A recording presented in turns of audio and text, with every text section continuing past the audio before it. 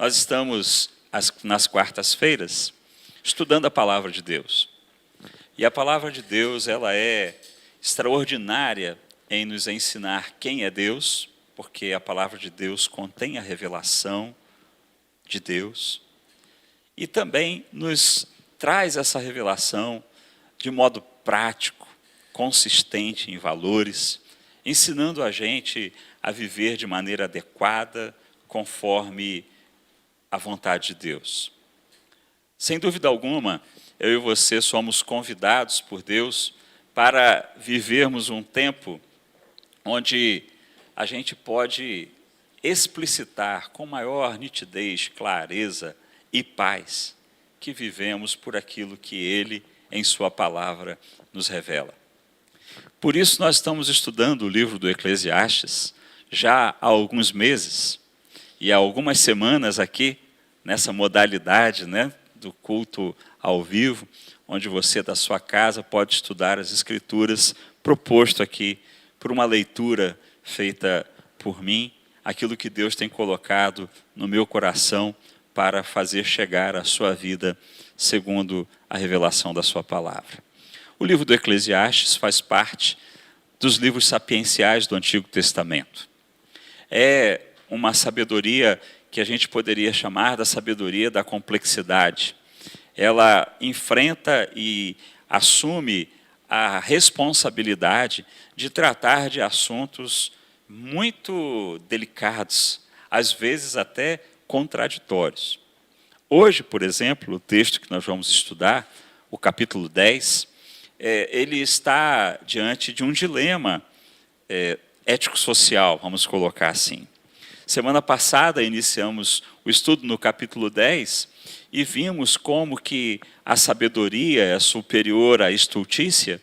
E lá, no início do capítulo, quando lemos a palavra do sábio, o sábio, ele era um sábio pobre numa cidade. E os governantes não foram capazes de libertar a cidade, mas aquele sábio camponês, aquele sábio pobre, foi capaz de ver aquela cidade liberta, porque agiu com sabedoria e não com estultícia. Então, este capítulo, o capítulo 10, a gente encontra duas tradições políticas. A primeira, a que eu acabei de falar com vocês, onde no meio do povo, entre o povo camponês, pode haver sabedoria política, desculpa, queridos.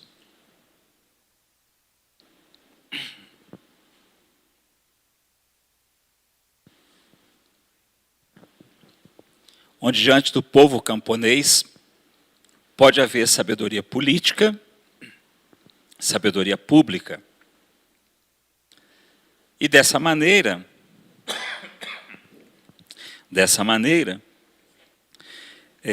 perceber que a paz na cidade, a prosperidade na cidade, a resolução de problemas crônicos, a gente pode encontrar com pessoas simples.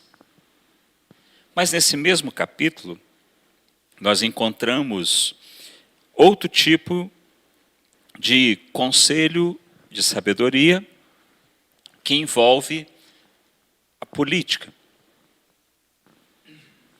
E dessa feita, a política mais elitista, a política mais voltada para a nobreza, para a monarquia, para um sistema político. No início do capítulo, a gente viu que a proposta política era a sabedoria popular. E agora o texto nos apresenta uma outra perspectiva. Apresenta conselhos elitistas para a conservação da vida e do bem-estar de uma sociedade. Então, hoje nós vamos ler o capítulo 10, versos 4 a 11, 16 a 20, e nesse texto a gente vai perceber que há aqui, nessa relação de sabedoria, como viver na política. como a gente vai se relacionar com a política e o político.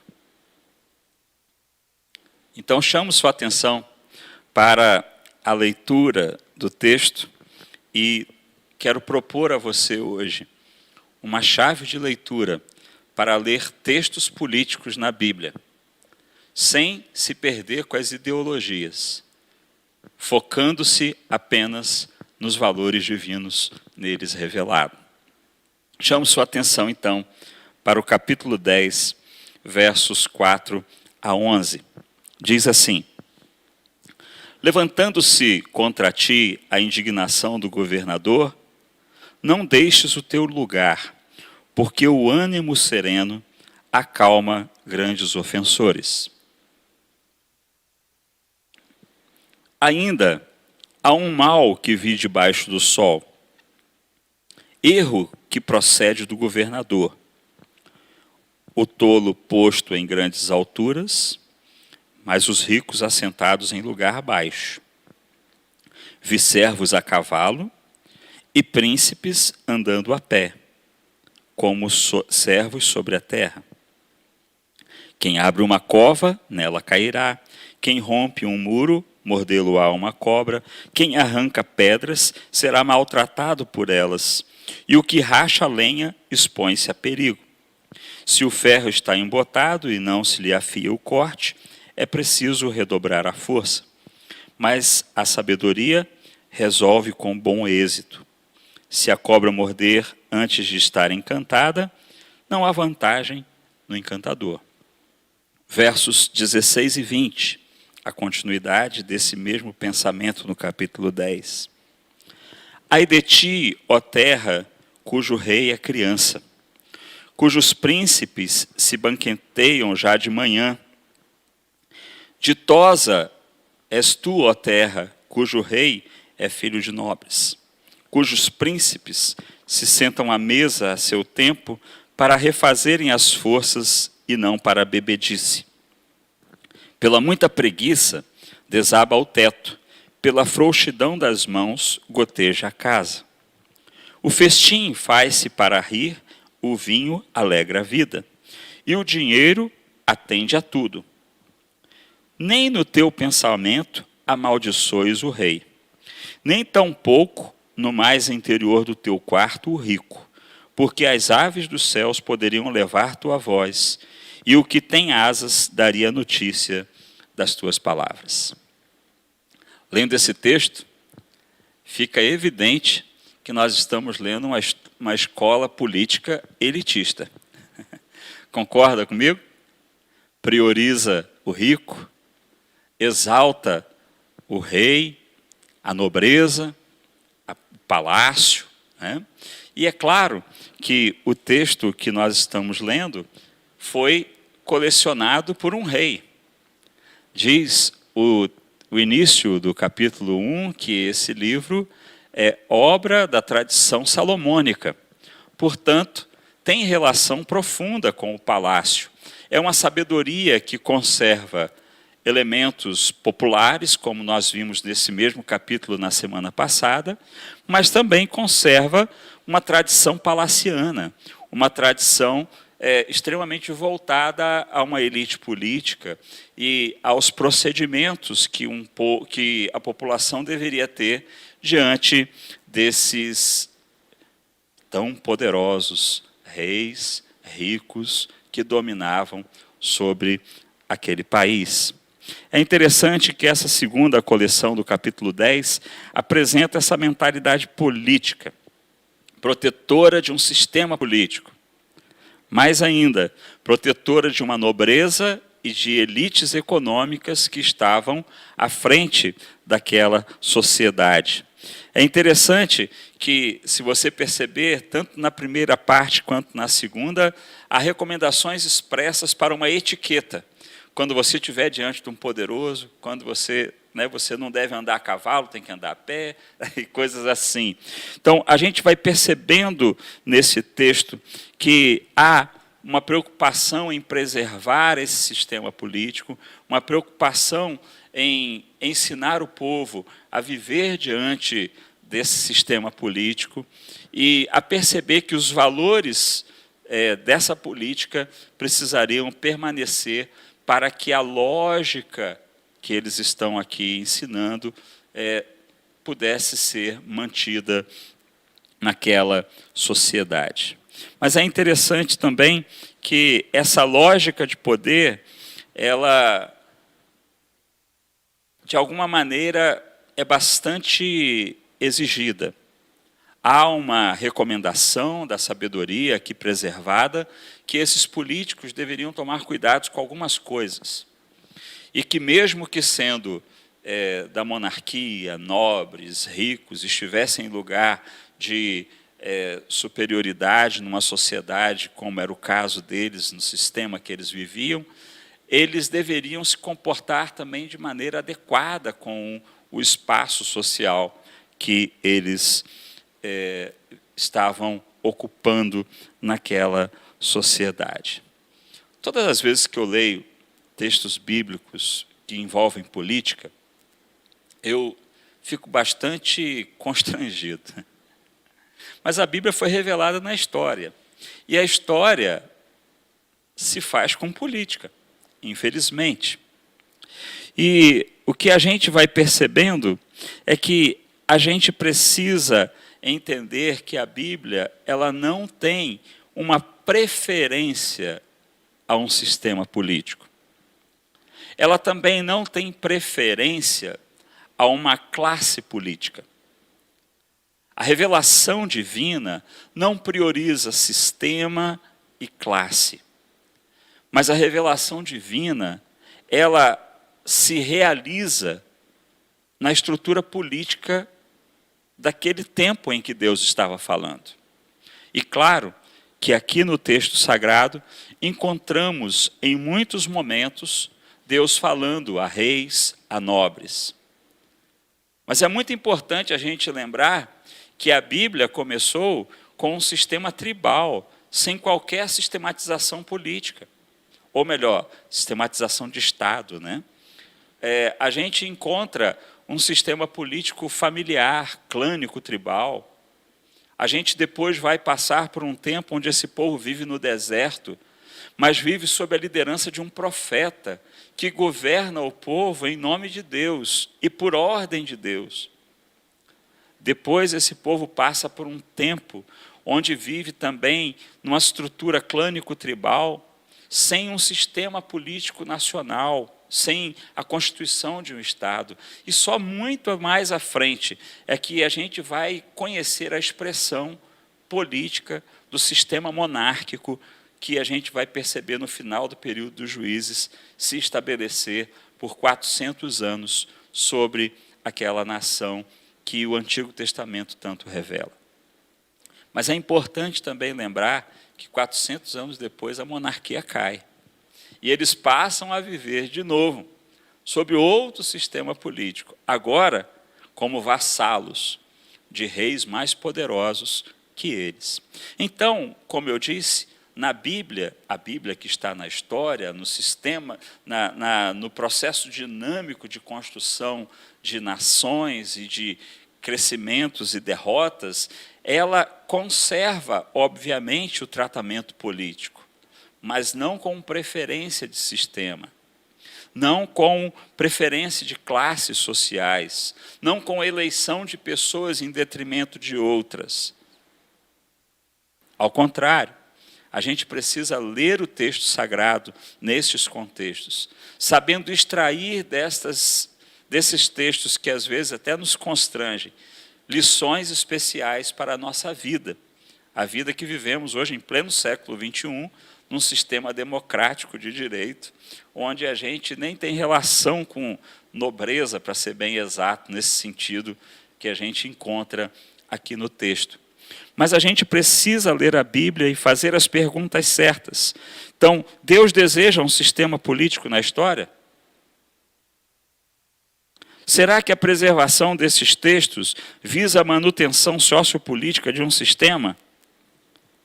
É esse texto um projeto definitivo da parte de Deus para a organização política? Eu responderia todas as perguntas com não. Um não categórico. Ou seja, para mim, na minha interpretação, Deus não tem um sistema político de preferência.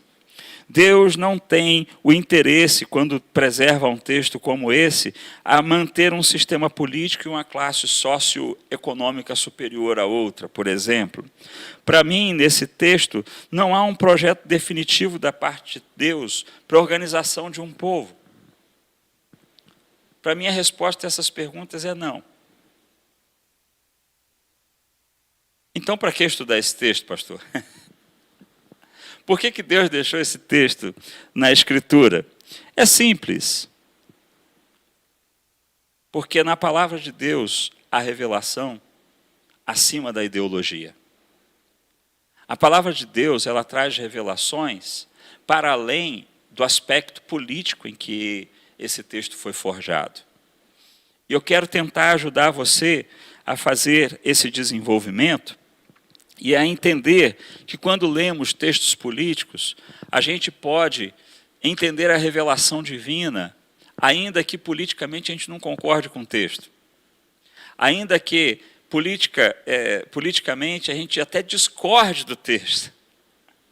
Mas a gente pode fazer perguntas adequadas para interpretar esse texto e entender por que Deus deixou esse texto tão anacrônico, tão atrás da nossa história.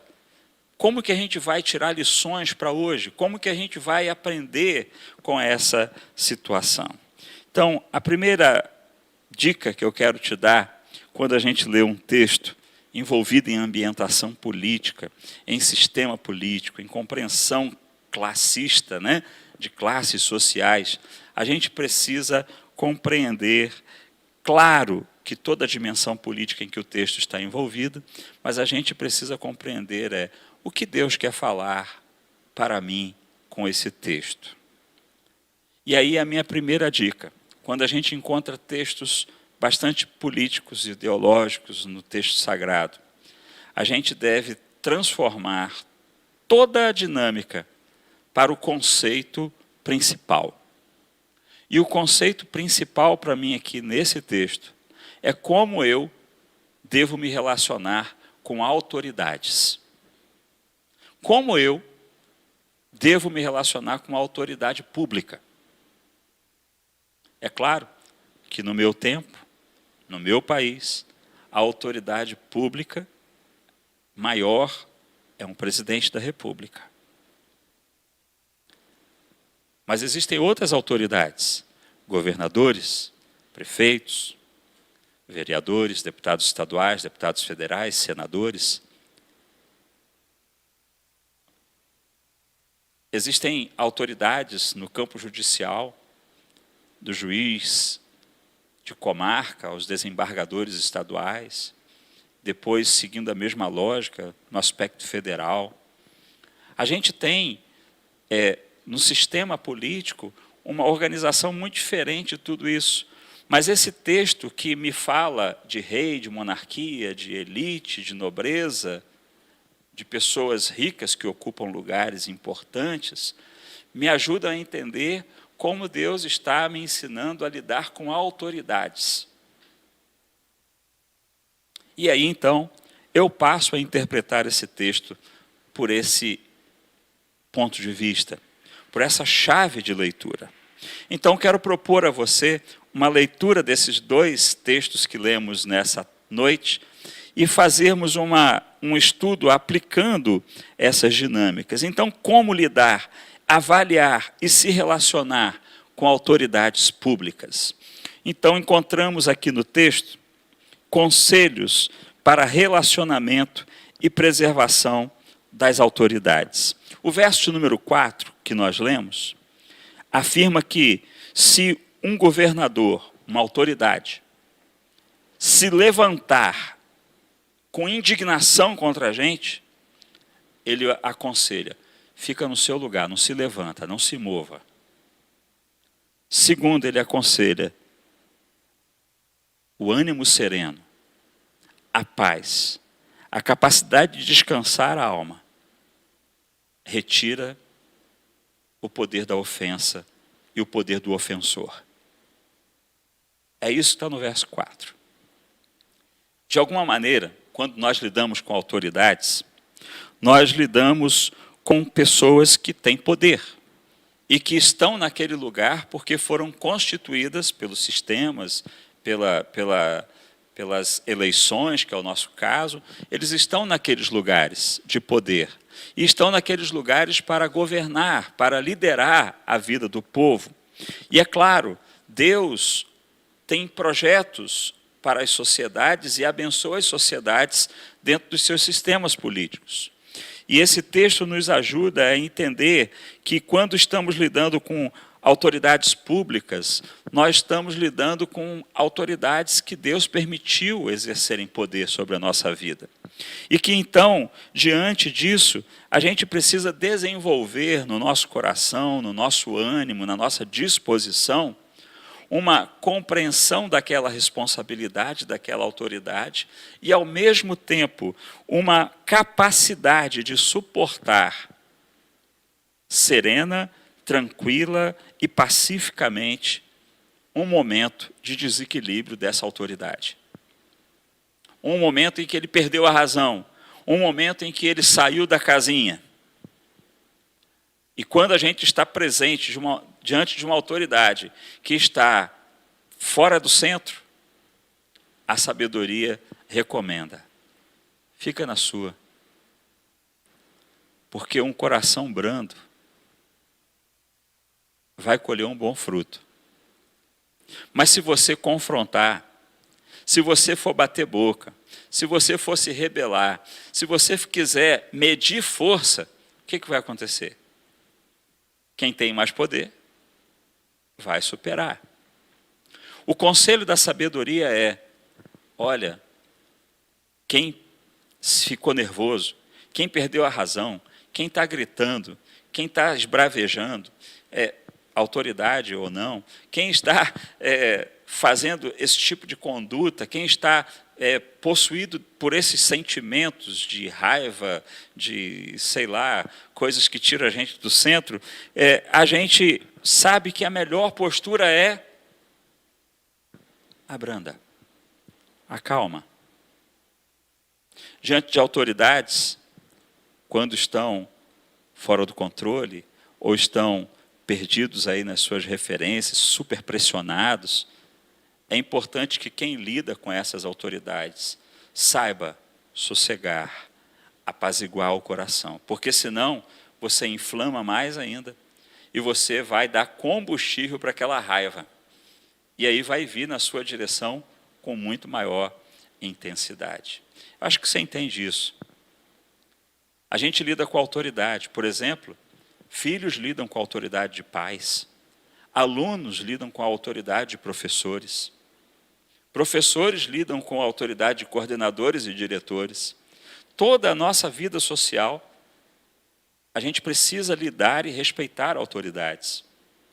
E esse texto nos ajuda a entender que autoridades, ainda que estejam ocupando aquele lugar tão importante, que eles não deveriam, de maneira alguma, agir de maneira inadequada, eles são humanos. E como humanos, eles podem perder o controle. E o que cabe a nós, diz a sabedoria, apazigua o coração, não provoca mais, não amplia o conflito, não piore a situação. Fica aí quietinho, porque o coração do ofensor diante da paz perde a força. Lidar com a autoridade, seja ela política, seja ela de casa, seja no trabalho, a gente precisa saber reconhecer que existem espaços e horas e que a gente precisa saber se relacionar com as pessoas que estão no lugar de autoridade. Mas é interessante que o verso 20, que nós lemos também, ele nos afirma assim: nem no pensamento amaldiçoes o rei, nem tampouco no mais interior do teu quarto, no lugar que você dorme, amaldiçoe o rico, porque as aves dos céus poderiam levar a tua voz, e os que têm asas dariam notícia das tuas palavras. Bom, aqui a gente encontra outro conselho para relacionamento e preservação das autoridades. Não permitir pensamentos e comunicação dos pensamentos, ou sentimentos e comunicação dos sentimentos sobre uma autoridade. Por quê? O texto vai dizer que você deve evitar pensar, desejar ou falar mal de uma autoridade. É muito claro. Diz o texto, nem no pensamento amaldiçoes o rei. Nem no coração desejo mal para alguém, para uma autoridade. Não fala nem no quarto onde você dorme. Porque quando você pronuncia palavras de maldade, malignidade,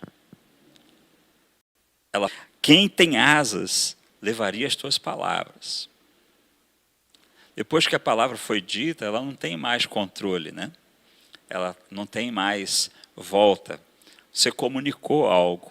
E este algo que foi comunicado, mesmo em espaços às vezes tão reservados, pode chegar ao ouvido de alguém que tem autoridade. E se você desejou o mal, não vai ficar muito bem para você. E a autoridade, obviamente, não vai ficar feliz com o pensamento, com o desejo, com o sentimento expresso. Pode interpretar isso como rebeldia, como confronto, como desejo de mal, como alguém que ele não quer por perto. É claro, queridos irmãos e irmãs, que esses conselhos são para manter uma relação boa, né? São conselhos para manter uma boa relação com autoridades, pessoas que estão vivendo a vida pública e que estão como líderes sobre as nossas vidas. Se você quer viver bem, é bom prestar bastante atenção nesses conselhos de sabedoria. Vejam, o texto aqui é elitista, fala do rei, fala do rico. Mas eu interpretei para você de uma outra maneira, fazendo com que você entenda que não há uma preferência ideológica, mas sim um conceito bíblico. Autoridades precisam ser respeitadas, amadas. A gente não deve desejar para as autoridades nenhum mal, ainda que a autoridade seja maligna. Uma mente cristã sabe que tem que pagar o mal com o bem. Alguém que anda com Jesus sabe que precisa viver o bem, desejar a bênção, sonhar e almejar realizar o bem, pagar o mal com o bem, nunca o mal com maldição, ou o mal com o mal maior. A mente cristã, a mente convertida a Deus, transforma aquilo que é ruim em possibilidade de bênção, em possibilidade de fazer o bem. Então, a gente encontra aqui conselhos bastante práticos para a preservação de bom relacionamento com as autoridades, com aqueles que exercem poder, seja em que circunstância ou em que instância de poder ocupem.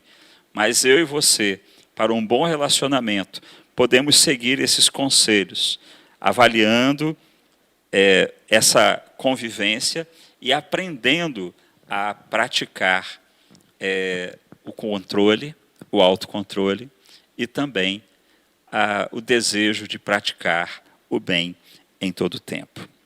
Mas é interessante, queridos irmãos e irmãs, que nos versos 5 a 11, que lemos neste capítulo 10 de Eclesiastes, a gente percebe que há uma preocupação muito grande com o autor quando ele coloca sobre as autoridades invertendo valores. Deixa eu ler com você mais uma vez os versos 5 a 11. Há um mal que vi debaixo do sol, um erro que procede da autoridade, do governante, do governador. E quais são os erros que ele aponta? Preste atenção nos erros. O tolo posto em grandes alturas, os ricos em lugar mais baixo, vi servos andando a cavalo, príncipes andando a pé como servos sobre a terra. Quem abre uma cova, nela cairá. Quem rompe um muro, mordê-lo-á uma cobra. Quem arranca pedras, será maltratado por elas. Quem racha lenha ou corta árvores, se expõe a perigo. Se um ferro está com a superfície não amolada, é preciso redobrar a força para que se afie o corte. A sabedoria resolve com bom êxito. Percebam, a crítica aqui é a autoridade que promove inversão de valor. A inversão de valor aqui é o pobre ficar como rico e o rico como pobre. Ou o tolo ficar em lugar de relevância e aquele que podia dar um bom conselho em lugar irrelevante. Estamos diante de conceitos elitistas, politicamente falando. Mas interpretamos o princípio bíblico pela lógica da autoridade. E o que a gente encontra aqui é que autoridades precisam tomar muito cuidado com inversões de valores, porque toda inversão de valor vai gerar uma consequência muito difícil. Vocês repararam? Ele fala da inversão de valor, o erro que procede do governador. Qual é o erro? O tolo posto em altura, o rico em lugar baixo, o servo a cavalo e o príncipe a pé. Essa é a inversão de valor. E quais são as consequências? Quem abre uma cova, cai nela. Quem quebra um muro, encontra uma cobra. Quem arranca uma pedra, pode cair a pedra em cima dele.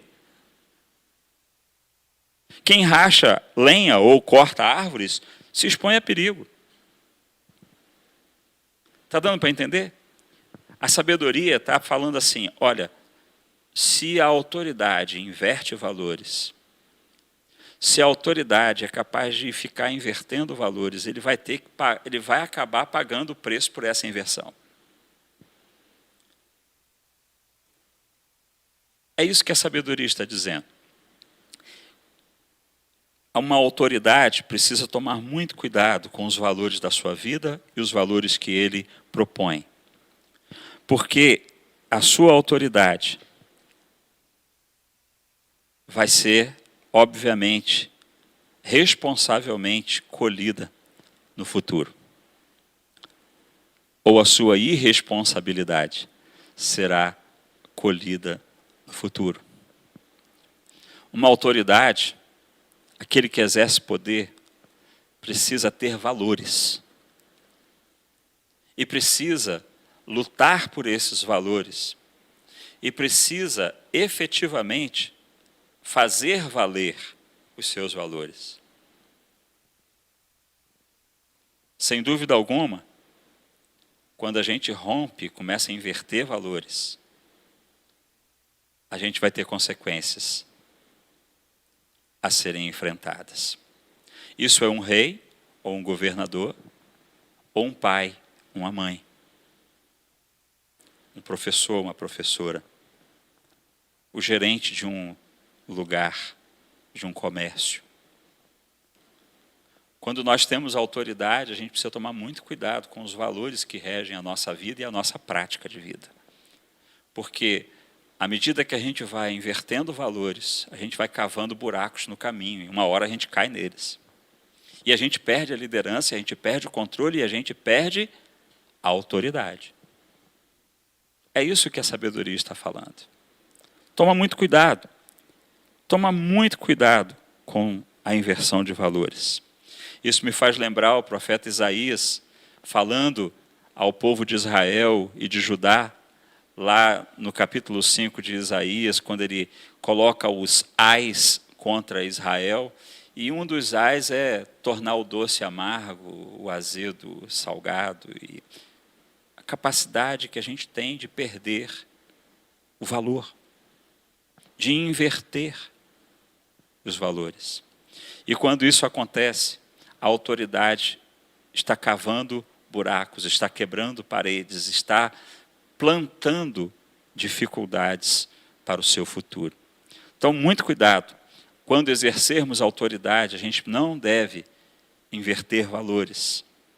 Permitir que os valores sejam corrompidos na nossa prática. Os versos 16 a 18, a gente encontra que existem autoridades que ascendem a essas posições sem ter qualquer condição de governar ou qualquer condição de liderar com valores de grandeza. Dá uma olhada mais uma vez nos versos comigo. Ai de ti, ó terra, cujo rei é criança, cujos príncipes comem de manhã cedo, já levanta comendo. Feliz és tu, ó terra, que o teu rei é filho de nobre. O teu chefe come para renovar a força, mas não vive embriagado. Cuidado, a preguiça faz desabar o teto. E a frouxidão pode causar goteira na casa. Interessante, queridos irmãos e irmãs, é que o texto fala de uma autoridade que não deveria estar lá, porque é criança, é jovem. É um rei, mas é um menino. Ou seja, não está maduro. Mas ele vai dizer também que feliz é a terra que o rei é filho de nobre. Ou seja, alguém que foi preparado desde a meninice para ser um governante. De alguma maneira, esse texto está falando que as autoridades não devem ocupar esse espaço de autoridade sem estarem devidamente preparados para isso, sem terem perseguido um processo crescente de conhecimento, de preparo para exercer autoridade, para exercer liderança diante de uma situação. E o texto vai nos falar que é muito, muito importante que um líder, que uma autoridade esteja em posição de liderança, tendo condições de liderar com valores de grandeza. Por que eu digo condições de liderar com valores de grandeza? Porque o texto que lemos nos fala que tem líderes que só lideram para comer, para encher a pança, para se dar bem. Tem líderes que vivem embriagados, ou seja, não estão nem aí para a tarefa que têm, não estão nem aí para o povo que devem cuidar. Estão apenas para satisfazer seu ventre, seus desejos. Ah, queridos irmãos e irmãs, esse texto nos fala que a terra é feliz quando o rei está preparado e quando os seus preparados líderes comem para refazer as forças e não apenas para satisfazer o seu ventre. Ou seja, comem para estar preparados para vencer os desafios. Estão alimentados e fortes para colocar a sua liderança em crescimento. Mas, queridos, queridas, terrível é para uma terra, terrível é para uma autoridade, quando ele não tem preparo, quando ele é emocionalmente infantil, quando ele só pensa no seu ventre, nos seus prazeres, no seu salário, no que ele vai ganhar. Isso é terrível para o exercício da liderança e o exercício da autoridade política. Ah, irmãos e irmãs, quantas vezes a gente vê isso na vida, né? Mas a palavra de Deus nos fala que as pessoas que exercem autoridade não devem ascender sem ter condições de liderar com valores de grandeza. Por último, uma autoridade pública deve exercer autoridade para promover uma vida feliz. Repararam no texto? A terra é feliz quando os nobres fazem isso.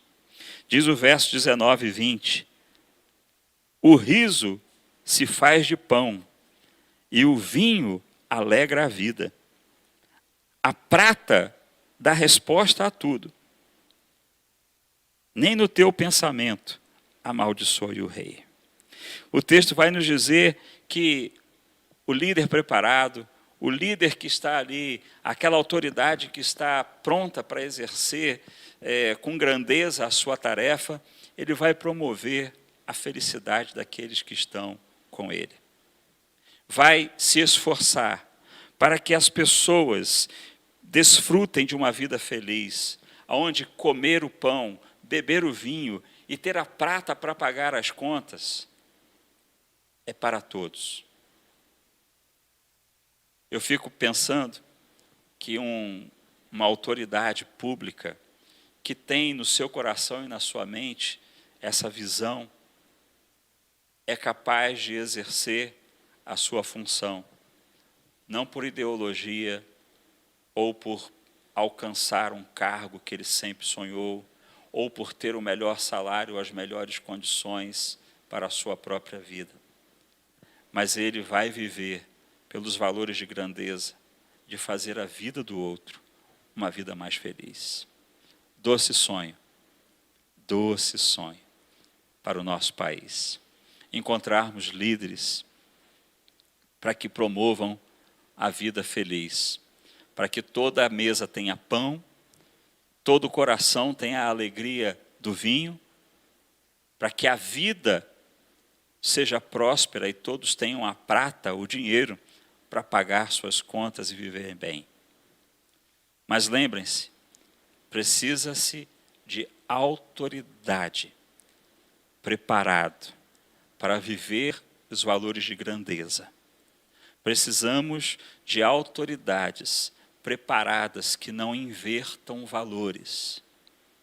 Precisamos de autoridades maduras, não infantis, conscientes de sua responsabilidade, que vão de maneira objetiva manterem-se equilibrados, ainda que as coisas saiam do controle. As autoridades públicas devem seguir a revelação que Deus deixa no texto do Eclesiastes. Que Deus te abençoe, me abençoe, e que a gente possa aprender com esse texto. Não sabemos ao certo se ao final desse ano teremos eleições.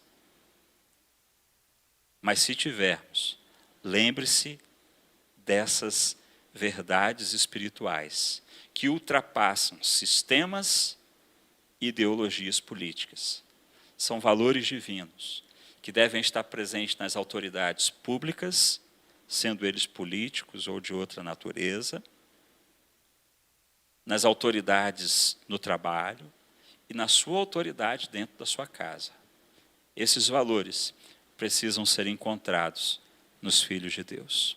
Que Deus te abençoe, me abençoe, para assim vivermos. Amém? Deus poderoso, obrigado pela sua palavra, que escrita milênios atrás, nos serve com tanta precisão. Obrigado porque os teus conselhos, ó Deus, são eternos.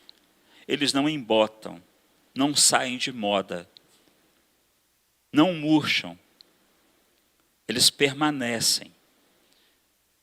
E eu quero pedir em nome de Jesus que o Senhor nos ajude a colocar em prática na nossa vida como autoridades, onde estamos e onde exercemos lideranças.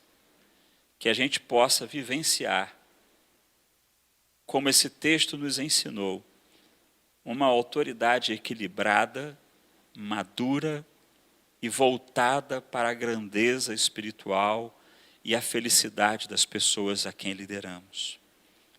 Instrua o nosso coração, alimenta a nossa vida com esses valores de tal maneira para que a gente possa fazer isso todos os dias. E, ao mesmo tempo, saber escolher pessoas que vão colocar essas coisas em prática na vida pública do nosso país. Abençoa-nos e fortaleça-nos no restante dessa semana, em nome do Pai, do Filho e do Espírito Santo. Amém.